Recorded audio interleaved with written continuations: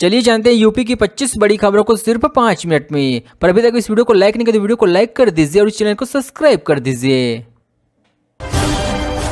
शहीद इंस्पेक्टर का बेटा बोला, पापा आज तो बोल दो मेरठ में अंतिम संस्कार हुआ। एडीजी एसएसपी ने कंधा दिया, 4 बदमाशों को ढेर किया था। पापा आज तो बोल दो, प्लीज एक बार कुछ तो बोल दो। ये कहते हुए बेटा मनदीप मेरठ पुलिस लाइन में शहीद इंस्पेक्टर के शव के लिए लिपट गया। फुट फुट कर रोने लगा। यह देखकर वहां मौजूद हर शख्स रो पड़ा।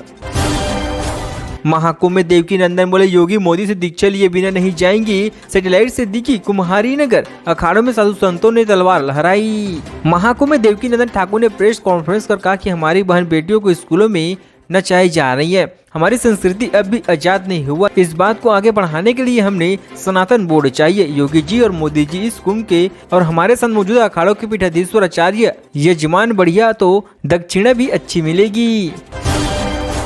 200 टोल प्लाजा पर करोड़ों का खेल, एसटीएफ का खुलासा। एनएचआई नहीं, खुद की जेब में जा रहा पैसा। 3 में गिरफ्तार इंजीनियर ने रचा पूरा प्लान। यूपी एसटीएफ ने एनएचआई के टोल प्लाजा पर टैक्स वसूली में हो रहे घोटाले का पर्दाफाश किया है।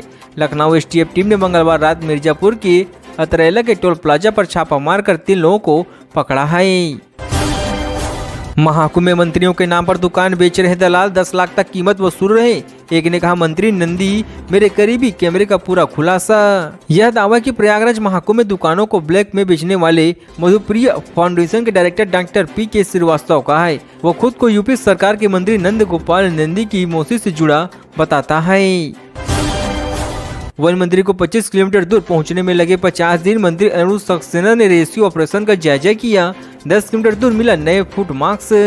लखनऊ के रहमान खेड़ा जंगल और आसपास के 20 किलोमीटर एरिया में 50 दिनों से बाघ की दहशत है। टाइगर अब तक 15 शिकार कर चुके। वन विभाग के एक्सपर्ट टीम की सारी बाकायदा फेल हो चुकी है। गुरुवार को वन मंत्री बाघ के एरिया में पहुंचे। राजधानी से 25 किलोमीटर दूर पहुँचने में वन मंत्री को पूरे 50 दिन लग गए। बागपत में कबड्डी का महाकुंभ, 31 जनवरी को केटी स्टेडियम में 60 टीमें दिखाएंगी दम। 4 लाख का होगा इनाम। बागपत में खेलों को बढ़ावा देने की दिशा में एक और महत्वपूर्ण कदम उठाया गया है। केटी विंग द्वारा अक्टूबर 2023 में आयोजित इस सफल वॉलीबॉल लीग के बाद अब कबड्डी प्रतियोगिता का आयोजन किए जा रही है। यह प्रतियोगिता 31 जनवरी को 2 फरवरी तक मुबारिकापुर स्थित केटी स्टेडियम में खेली जाएगी। लव जिहाद के आरोप से घिरी रामपुर की महिला एबीसीए मुरादाबाद के कमिश्नर तक पहुंची। घूसखोरी की शिकायतें, ईडी ने बिठाई जांच। मुरादाबाद कमिश्नरी के जिले रामपुर में तैनात एक महिला खंड शिक्षा अधिकारी लव जिहाद के आरोप में घिर गई है। महिला एबीसीए ने खुद भी एक मुस्लिम युवक से शादी की। रामपुर जिले के एक शिक्षक ने अधिकारियों को शिकायत की।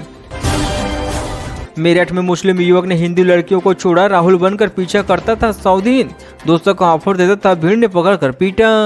मेरठ के मेडिकल थाना क्षेत्र में मुस्लिम युवक हिंदू लड़की को सरेआम छेड़ता पाया गया। भीड़ ने युवक को लड़कियों का पीछा करती छींटाकसी करते रंगे हाथों पकड़ लिया। उसकी जमकर पिटाई कर दी गई। नेताजी की 128वीं जयंती पर विशेष आयोजन। स्कूल कॉलेजों में पराक्रम दिवस पर कार्यक्रमों की धूम, छात्राओं ने दी प्रस्तुति। बलरामपुर में नेताजी सुभाष चंद्र बोस की 128वीं जयंती पराक्रम दिवस के रूप में बड़े उत्साह के साथ मनाई जा रही है। जनपद के सरकारी और अर्ध सरकारी शैक्षणिक संस्थानों में विभिन्न कार्यक्रम का आयोजन किया गया। इसमें छात्र छात्राओं ने बढ़ चढ़कर हिस्सा लिया है। पराक्रम दिवस के रूप में मनाई गई नेताजी की जयंती। सड़क सुरक्षा रैली निकाली गई। डीएम एसपी ने दिखाई शपथ। जैनपुर में नेताजी सुभाष चंद्र बोस की जयंती के अवसर पर पराक्रम दिवस के रूप में एक विशेष कार्यक्रम का आयोजन किया गया। इसी दौरान डीएम डॉक्टर दिनेश चंद्र और पुलिस अधीक्षक डॉक्टर कैस्तुम के नेतृत्व में सड़क सुरक्षा जागरूकता रैली का आयोजन किया गया है। वाराणसी में 98 सरकारी जमीनों पर मस्जिद, इमाम बाड़ा सर्किट हाउस कलेक्टेड और कैट की जमीन पर खड़ी कर दी मस्जिद। वक्त ने बताई अपनी संपत्ति। वाराणसी में 98 सरकारी जमीनों पर मस्जिद, इमाम बाड़ा बना लिए गए हैं। सर्किट हाउस कलेक्टेड और कैट की सरकारी जमीन को सी और सुन्नी वक्फ बोर्ड ने एक्ट 37 के रजिस्टर में अपनी संपत्ति घोषित कर रखा है। इसका खुलासा तब हुआ जब वाराणसी में उत्तर प्रदेश वक्फ बोर्ड ने वाराणसी में उनकी संपत्ति को संबोधित सूची मांगी गई है। एटा में मलावन पावर प्रोजेक्ट में 150 श्रमिकों का प्रदर्शन। महीने से वेतन नहीं मिलने पर थे नाराज, 2 घंटे बाद समझौता। एटा जिले के मलावन स्थित जवाहर तापी परियोजना में कार्यरत मजदूरों के महीने से वेतन नहीं मिलने के विरोध में हड़ताल कर दी गई है। सैनी कंपनी ने लगभग 150 मजदूरों के काम रोक कर प्रदर्शन किया। कंपनी प्रबंधक के खिलाफ नारेबाजी किया गया है। सफाई मेडिकल यूनिवर्सिटी में सड़क सुरक्षा अभियान। इटावा में सुभाष जयंती पर यातायात नियमों की दी है जानकारी। सफाई उत्तर प्रदेश आयुर्विज्ञान विश्वविद्यालय में नेताजी सुभाष चंद्र बोस की जयंती पर सड़क सुरक्षा को लेकर विशेष जागरूकता अभियान चलाया गया। विश्वविद्यालय के इमरजेंसी एवं ट्रामा सेंटर में आयोजित कार्यक्रम में कुलपति प्रोफेसर डॉक्टर पी जैन ने हरी झंडी दिखाकर अभियान की शुरुआत की है। डीएमएसपी ने दिलाई शपथ। छात्रों, अभिभावकों और शिक्षकों ने बनाई मानव श्रृंखला, यातायात नियमों के पालन की अपील। बस्ती में सड़क सुरक्षा को लेकर एक महत्वपूर्ण कार्यक्रम का आयोजन किया गया। जीसीआई इंटर कॉलेज में परिवहन विभाग की ओर से आयोजित इस कार्यक्रम में डीएम रविश गुप्ता और पुलिस अधीक्षक अभिनंदन ने विशेष रूप से भाग लिया है। स्वच्छ भारत मिशन का केंद्र बना मुर्गी फार्मर। रायबरेली में 8 लाख की लागत से बने आरआईसी सेंटर का दुरुपयोग, प्रधान ने मांगी माफी। रायबरेली में स्वच्छ भारत मिशन के तहत बनाए गए कूड़ा निस्तारण केंद्र का दुरुपयोग मुर्गी पालन के लिए किए जाने का मामला सामने आ गया है। सरेनी विकास खंड के सरगना गांव के मजरा तेज गांव में स्थित इस केंद्र का वीडियो सोशल मीडिया पर वायरल होने के बाद प्रशासन ने हड़कंप मचा हुआ है। शाहजहांपुर में पुवाया नगर पालिका का होगा विस्तार। 11 गांवों को शामिल करने की मिलेगी मंजूरी, विकास कार्यों को मिलेगी गति। शाहजहांपुर के पुवाया नगर पालिका क्षेत्र का दायरा जल्द ही बढ़ने जा रही है। शासन ने नगर पालिका में 11 नए गांवों को शामिल करने की मंजूरी दे दिया है। इन गाँव में समूलिया, धर्मगंधपुर, कहारा, कुमरा, जनकपुर, बाड़ा गाँव और भट्टापुरा समेत अन्य गाँव शामिल है, जो नगर पालिका से लगभग 3 से 4 किलोमीटर की दूरी पर स्थित है। ड्राई एरिया में नॉनवेज डिलीवरी करने का मामला। मथुरा वृंदावन नगर निगम ने लिया संज्ञान, कहां कराई जाएगी एफआईआर। ड्राई एरिया तीर्थ नगरी वृंदावन में नॉनवेज फूड की हो रही डिलीवरी के मामले का मथुरा वृंदावन नगर निगम ने संज्ञान लिया है। नगर आयुक्त का कहना है कि इस मामले में कार्यवाही की जाएगी और एफआईआर भी दर्ज कराई जाएंगी। ऑनलाइन फूड ऑर्डर करने पर डिलीवरी करने वाले सोशल मीडिया प्लेटफॉर्म द्वारा धर्म नगरी में नॉनवेज की डिलीवरी की जा रही है। चाय वाले ने फैलाई पुष्पक एक्सप्रेसवे में आग की अफवाह। बीमार मां के लिए कमाने जा रहा बेटा कटा। यूपी के यात्रियों ने बताई हादसे की कहानी। यह कहना है लखनऊ मुंबई पुष्पक एक्सप्रेसवे ट्रेन से सफर करने वाले जगमोहन पासवान का। यूपी के श्रीवस्ती के रहने वाले जगमोहन ने बताया कि हमने अपने साथी को ढूंढे तो गनीमती की ट्रेन जिधर से आ रही थी उधर कम लोग कूदे थे। सैफ को मारे गए चाकू का तीसरा हिस्सा मिला। बांद्रा झील के पास से पुलिस ने बरामद किया। एक्टर अस्पताल पहुंचने वाले ऑटो ड्राइवर से मिली। मुंबई पुलिस ने एक्टर सैफ अली खान पर हमला करने के लिए इस्तेमाल किए गए चाकू का तीसरा हिस्सा बरामद किया है। आरोपी शरीफ फुल ने इसे बांद्रा झील के पास फेंक दिया था।